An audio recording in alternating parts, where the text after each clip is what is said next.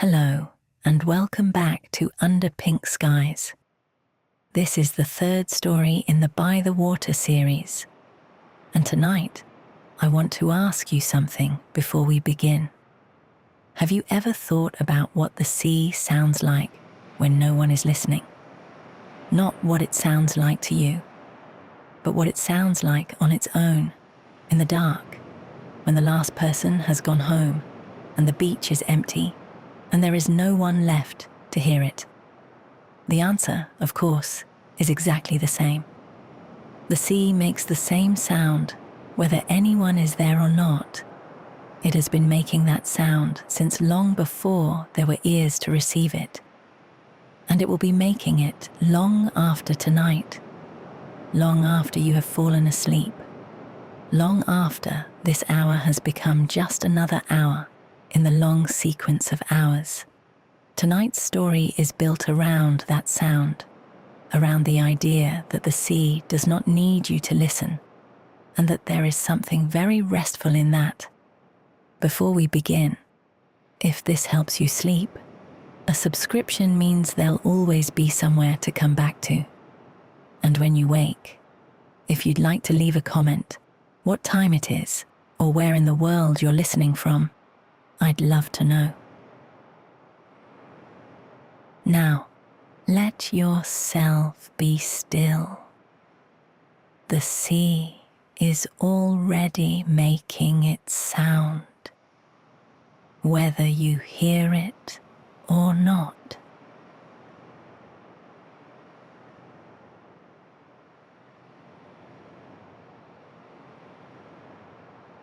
The sea is making a sound right now, not for you, not because you are here, or because you are listening, or because anyone has asked it to. The sea makes its sound because that is what the sea does, because water moved by tidal force and wind, and the rotation of the earth arrives at the edge of land and expends its energy there, in the particular way that water expends energy against a solid surface, which is the sound of waves. This sound has been happening for longer than there have been ears. Before the first creature capable of hearing existed in the ocean, the waves were arriving at some ancient shoreline, a shoreline with a different shape than any shore today. A coastline that no longer exists, that has been eroded and submerged and rebuilt and eroded again over billions of years. Those ancient waves made a sound that no living thing heard, and the sound happened anyway. It was real. It occurred.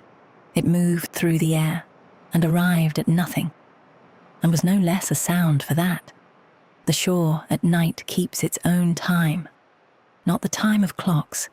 Clocks are a human invention, imposed on the world, measuring something that the world does not itself measure.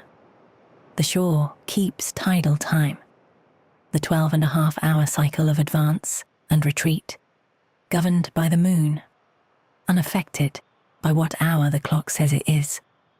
And the shore keeps geological time beneath that, the long, slow time of rock and water, and the gradual reshaping of coastlines over millions of years.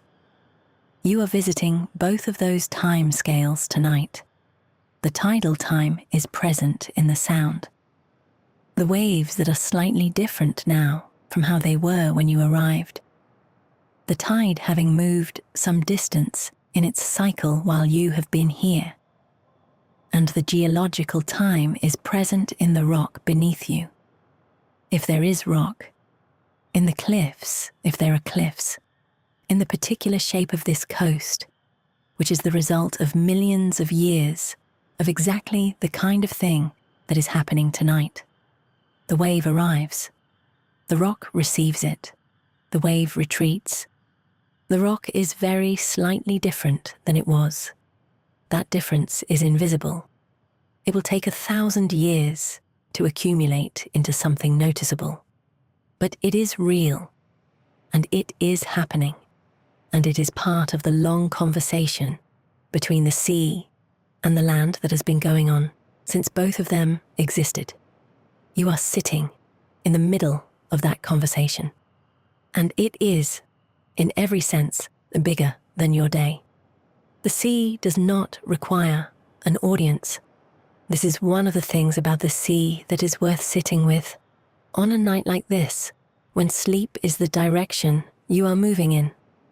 The sea will make its sound whether or not you are awake to hear it. In an hour, when you are asleep, and you will be asleep in an hour or before, the sea will still be making this sound. The waves will still be arriving. The water will still be spending itself on whatever shore it is spending itself on tonight. You are listening to it now. But your listening is not what makes the sound. The sound is simply there, and you are receiving it, and those are two different things. The thing and the receiving of the thing. The sea is the thing. Your listening is the receiving. And when the receiving stops, because you have fallen asleep and can no longer consciously hear anything, the thing will continue, unchanged, unaffected, the same steady arrival and retreat that it has been doing since before you were born, and will do after you are gone. There is something restful about this, not in a melancholy sense, not in the sense of your own smallness or insignificance, simply in the sense of a release from the responsibility of witnessing. You do not need to keep listening in order for the sea to keep sounding. You do not need to stay awake in order for the world to continue. The waves do not require your attention to keep arriving. The tide does not need you to keep watching in order to continue its advance and retreat.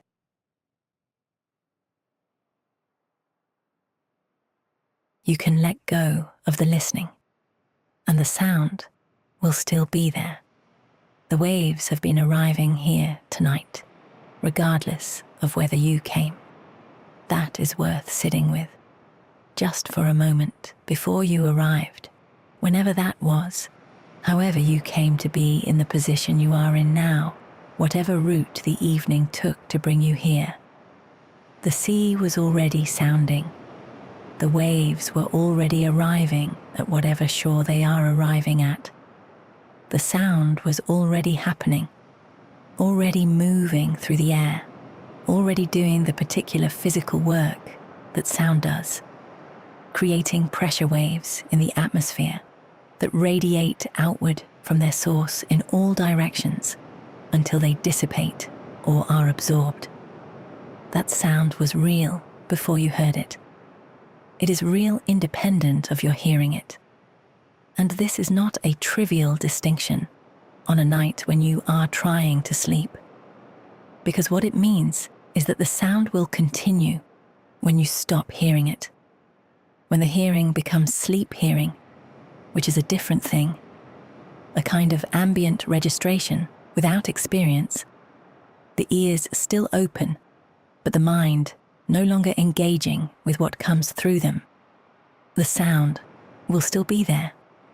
When the sleep becomes deep enough that even that ambient registration fades, the sound will still be there. You can let go of the listening, and the sound will not stop. The sea does not need you to sustain it.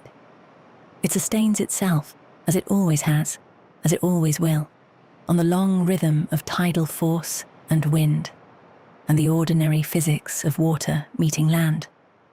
You are sitting somewhere near the sea tonight, or near the sound of it, not in the water.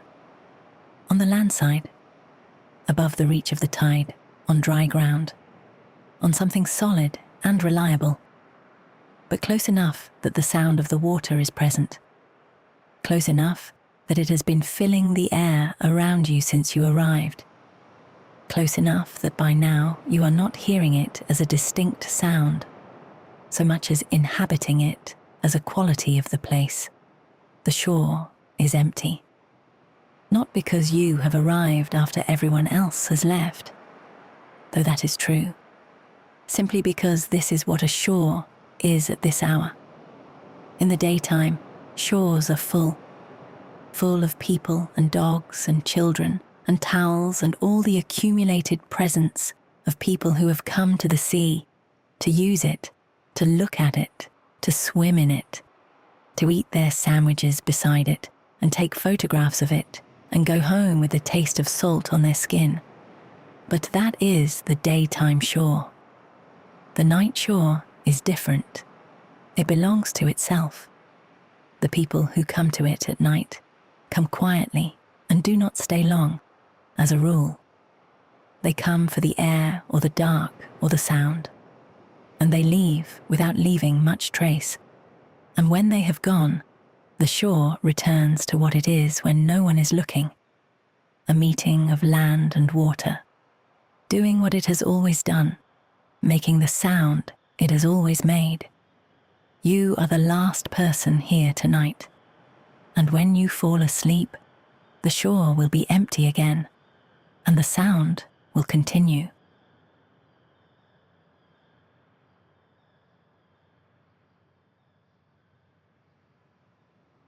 The ocean is very old. This is not a complicated fact, but it is worth letting in properly, rather than just knowing it in the abstract way that you know most large facts, knowing them without feeling them. The ocean is very old. The water in it has been cycling through the Earth's systems since before there was life on land, since before there were plants or insects, or the first small creatures that crawled out of the sea onto the bare rock of the ancient shore and found that the air was breathable. The sound of the sea is older than ears, older than any creature that was capable of processing that sound as sound. For billions of years, the waves arrived at the edge of the land and made their noise into a world that had nothing to hear it. No nervous systems, no auditory processing, no capacity for experience of any kind, just the sound, and the air it moved through, and the rock it broke against, and then the silence until the next wave. Hearing was invented later, not by design. Evolution does not design anything, but hearing emerged over an unimaginable span of time in creatures that benefited from being able to detect vibrations in the air or water around them. And once hearing existed, the sound of the sea acquired a listener. For the first time, some hundreds of millions of years ago, a creature stood or swam near the edge of the ocean and heard it. What did it make of that sound? Almost certainly nothing that we would recognize as meaning, but the sound entered some nervous system for the first time. The waves made their sound, and it was received. And the receiving changed something in the creature, in that moment, even if the sound itself was unchanged. You are the latest in a very long line of receivers. Everything that has ears has at some point been near enough to moving water to hear it.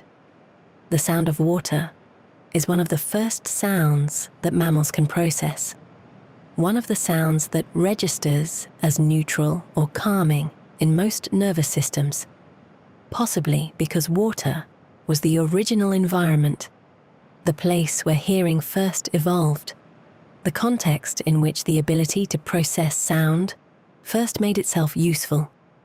Your ears were made for sounds like this, not specifically for the ocean, but for the kind of sound the ocean makes, for continuous, irregular, low to mid frequency sound, with no sharp peaks, no sudden changes, no information content that requires a response. The ocean sound is the right kind of sound for ears that are trying to let go of the day. It is something to hear that asks nothing, something to receive that requires no reply. Let your ears do what they were made for. Receive the sound. without analyzing it, without extracting information from it, without needing it to mean anything beyond what it is. The ocean, at night, doing what it does when no one is listening. Consider for a moment the question the title asks: what does the sea sound like when no one is listening? The philosophical answer, the answer that has occupied certain kinds of thinkers for centuries, is that the question may not be answerable, or may not be a real question at all. If sound is defined as the experience of vibration, then there is no sound without a listener. If sound is defined as the vibration itself, the physical disturbance of the medium, the pressure waves, then of course the sea makes sound when no one is listening, because the vibrations happen regardless. Tonight, let the second definition be true. Tonight, let the sound be the thing itself, the vibration, the movement of water, the energy spending itself on stone or sand. And let your listening be a separate thing that happens to be in contact with it right now, but is not required for the thing to be what it is. The sound is the thing. Your listening is the receiving of the thing. And receiving, unlike the thing itself, can be set down. You are setting it down gradually over the course of this hour, not all at once. That is not how sleep comes, not how anything of consequence comes. Gradually, the receiving becoming lighter, the engagement with what arrives becoming more passive, the distinction between the sound and the silence around it becoming less important, less attended to, until eventually there is just the sound, and you are no longer maintaining the distinction between yourself and the sound. And the sound is simply what the night is made of. And you are somewhere inside the night.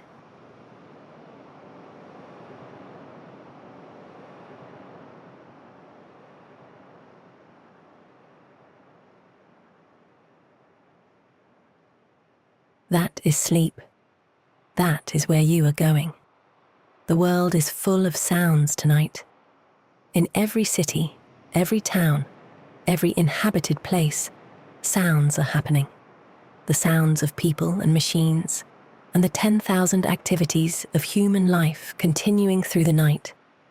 Traffic somewhere, planes in the distance, the particular low hum of electrical infrastructure that is present in almost every urban environment and is so constant that it is never noticed. Here, none of that. Here, just the sea, just the water arriving at the land and spending itself and retreating and gathering itself for the next arrival. Just the sound that the world made for billions of years before any of those other sounds existed, and will continue making long after they have stopped. The sea is the original sound, and tonight it is the only one. The sound of the sea at night is not uniform. Listen, if you are still listening, to how it changes. Not in big ways. Nothing about the sea at night changes in big ways, unless a storm is coming. And tonight, there is no storm, but in small ways. The interval between waves shifts slightly as the tide moves through its cycle. The quality of the breaking, the way the water spends itself on the shore, changes subtly depending on whether the tide is advancing or retreating. A wave arriving on an incoming tide sounds slightly different from a wave arriving on a tide that has turned and is beginning to go back. Your ear knows the difference, even if your mind does not. And your nervous system, which has been in contact with this sound for the last hour, has absorbed all of these small variations without you having to attend to them consciously. The sound has done its work on the parts of you that process sound below the level of awareness, settling them, slowing them, preparing them for the state in which sound is present but no longer experienced. The sea has been working on you from beneath the level of your attention. That is perhaps the best kind of work, the kind that happens without being noticed, that produces its effect while the mind is occupied elsewhere, that arrives at its completion without ever having announced itself, like sleep itself, which arrives the same way. Not announced, not decided, just there when the conditions are right and the receiving has grown quiet enough. The conditions are right. The receiving is very quiet now. You breathe in, and the sound continues. You breathe out, and the sound continues.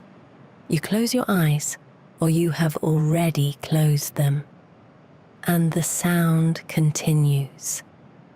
It does not need you to witness it. It simply continues.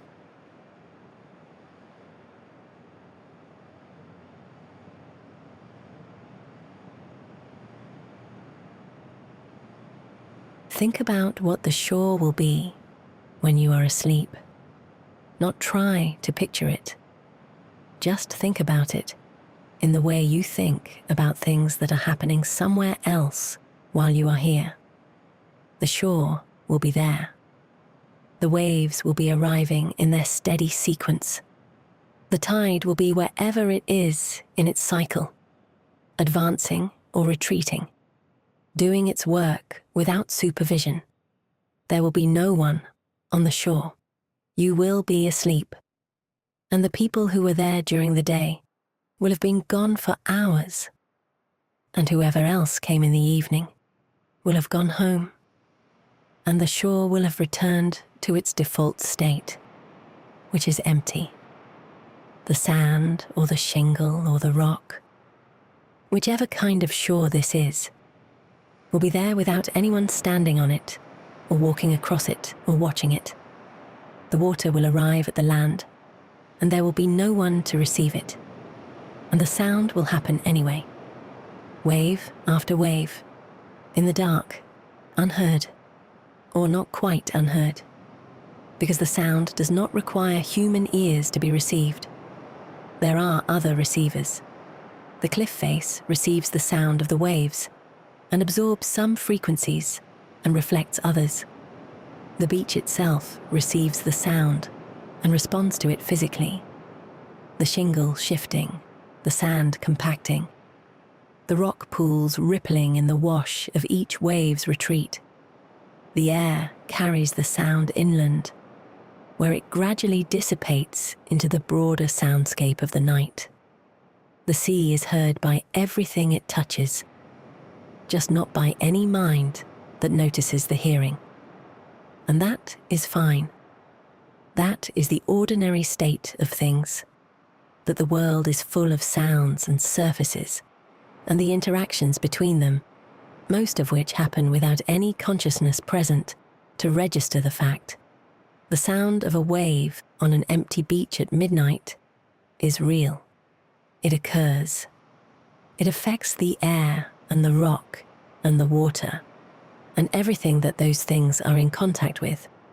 It simply lacks a mind to experience it as sound, until a mind is present, until you are there, or until anyone is there.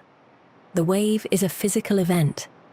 When you are there, the physical event becomes an experience, and the experience is something that happens in you, not in the wave. You are what turns the event into the experience. And when you fall asleep tonight, the events will continue. The waves will keep arriving. The tide will keep moving. The shore will keep being the shore. All of it will happen, accurately and completely, without the transformation into experience. And that is not a loss.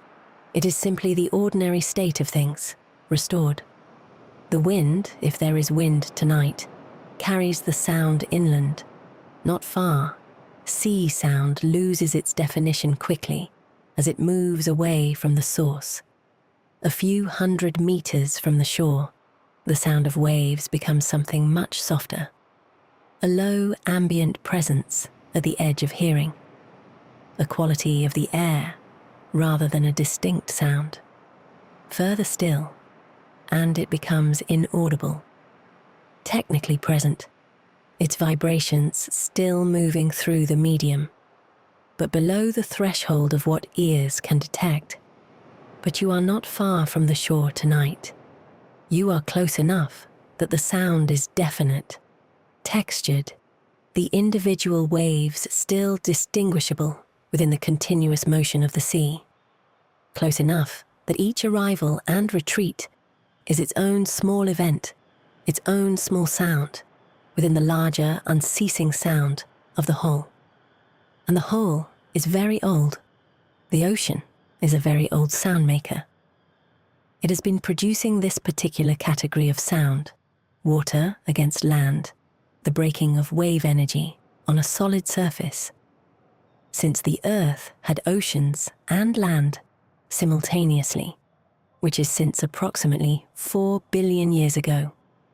In that time, it has made this sound into empty air, into air full of the gases of early atmospheres, into air breathed by creatures of every description, into the ears of every land-going animal that has ever lived near a coast. Your ears are the latest in that long sequence. Everything that hears has heard the sea, or something like it, water in motion, the oldest sound that land creatures know. Your nervous system recognizes this sound in a way that goes deeper than personal memory.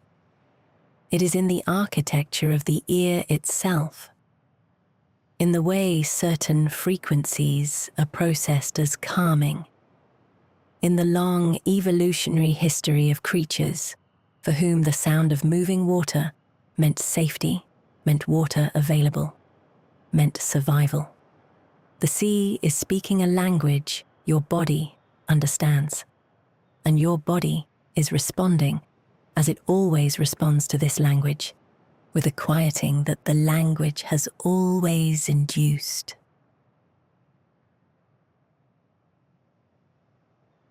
Rest. Be still.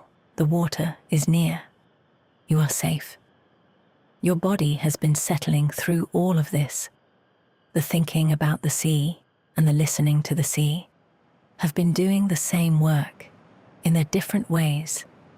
The thinking has given the mind something larger than its usual concerns to occupy itself with, and in occupying itself with something larger, it has gradually released the smaller things. The listening has given the body the rhythm it needed. The long, even breath of the waves, in and out, slower than heartbeat, slower than anything the day demanded. The body is heavy now, not unpleasantly, just with its own weight, fully given over to whatever is beneath it, no longer making the small unconscious adjustments that bodies make all day to maintain alertness and readiness. The body has stopped adjusting. It is simply here in the position it has found, warm and still, and receiving the sound of the sea. Your hands are resting. Your shoulders have dropped to their natural low. Your face is soft, no expression held, nothing maintained. The sea makes its sound below and beyond you. You are receiving it less consciously now than you were an hour ago. The receiving has moved from the foreground to something more automatic, more like the way the shore itself receives the sound, without analysis, without meaning making, just the physical fact of the sound arriving and being absorbed. You are becoming part of the shore, not literally, but in the sense that you are receiving the sea's sound the way the shore receives it, passively, completely, without resistance. And the sea continues its sound. whether you hear it or not.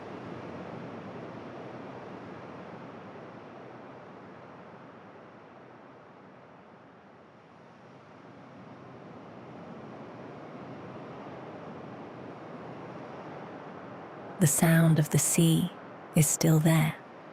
You may be hearing it less clearly now than you were an hour ago. This is not because the sea has changed. The waves are arriving at exactly the same rate, with exactly the same energy, making exactly the same sound they have been making all evening. The sea has not quietened. You have. Your listening has become softer, less effortful, less directed. The part of you that was actively receiving the sound, turning it into experience, making it into something heard, has begun to ease back. The sound is still arriving, but the receiving of it is becoming more like the shore's receiving, passive, unresisting, not registering it as meaning. This is what happens as sleep approaches. The senses do not stop. Hearing, in particular, remains active long into sleep, monitoring the environment for anything that requires attention. But the mind's engagement with what the senses report becomes lighter. The sound arrives and is registered, and the mind makes less of it. Not nothing, but less. The experience of the sound becomes thinner, more like a texture than a thing.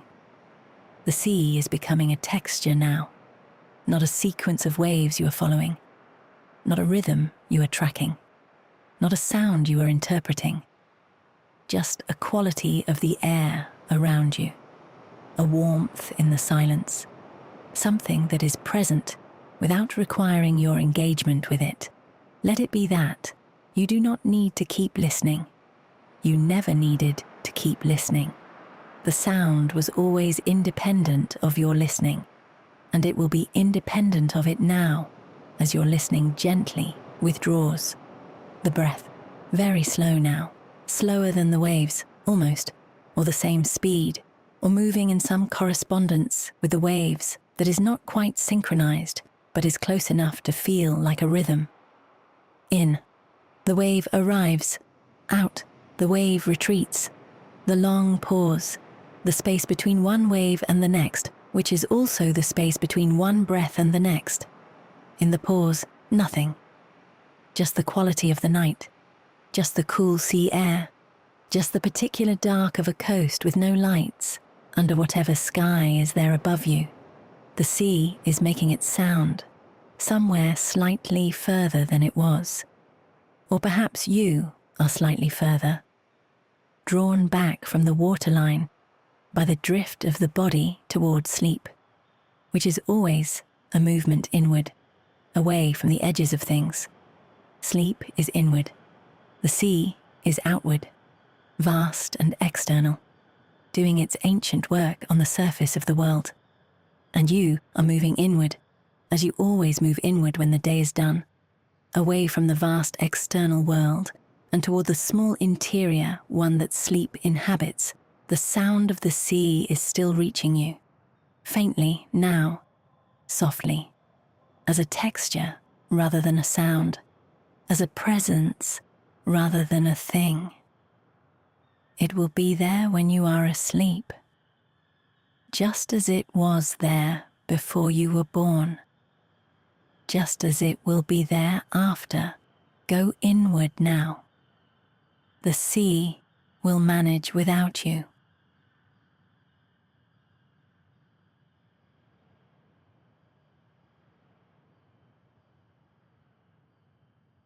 The body is very still, stiller than it has been all day, stiller, perhaps, than it has been all week. The quality of stillness that a body finds when it has been near the sea, in the dark for long enough.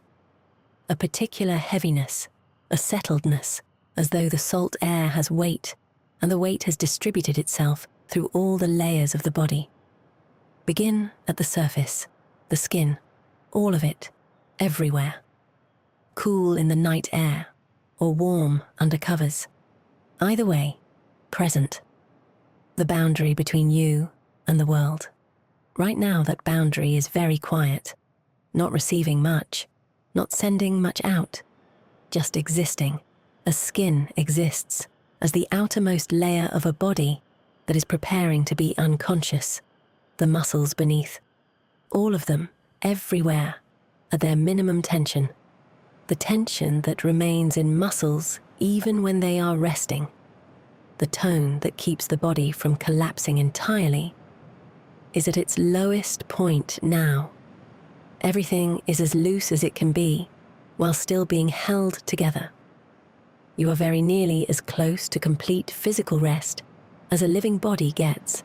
The face, soft, entirely soft. The dozens of small muscles that produce expression, that maintain the face you present to the world, are doing nothing. There is no expression on your face right now. Or if there is, it is the expression of someone deeply at rest, which is no expression at all. The jaw, open very slightly, or resting at its natural position, the lower jaw heavy and relaxed. The teeth not touching. The space inside the mouth easy and unremarkable. The throat, soft. The neck muscles, both sides, released. The head heavy wherever it rests, its weight fully given over. The shoulders, low, lower than morning, lower than the weak. The sea air is partly responsible for this. There is something that coastal air does to the shoulders of people who sit near it in the dark.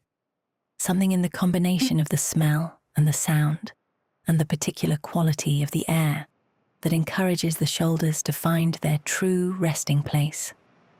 This is it. This is where they rest. The arms, both of them, the full length of each one, from the shoulder joint to the tip of the longest finger. Heavy, supported, not holding anything, not ready for anything, not waiting. The hands, warm, still. Each finger loosely where it has come to be. The chest, rising and falling, almost imperceptibly. The breath is so slow now that the movement of the chest is the smallest it gets in a living body. Just the minimum necessary exchange of air, done with the minimum necessary effort. In, out, the pause, in, the back, all of it, given over completely to whatever holds it, not working, not maintaining anything, just the back of a body that has stopped needing to present itself to the world. The legs, long and heavy, both of them. From the hip to the knee, to the ankle to the foot, all of it surrendered to gravity, to the ground, to the night. The feet, at the very end, warm or cool, but present. The soles of your feet, which have been the ground's contact point all day, are resting now. They are touching nothing but warmth. The whole body, from the skin to the bones, all of it here, on the coast, in the dark, beside the sound of a sea that does not need to be heard. All of it resting. All of it still. The sea makes its sound. You receive it, very softly, from a great distance that is not actually a distance, but a depth. The depth of rest, almost sleep, almost there.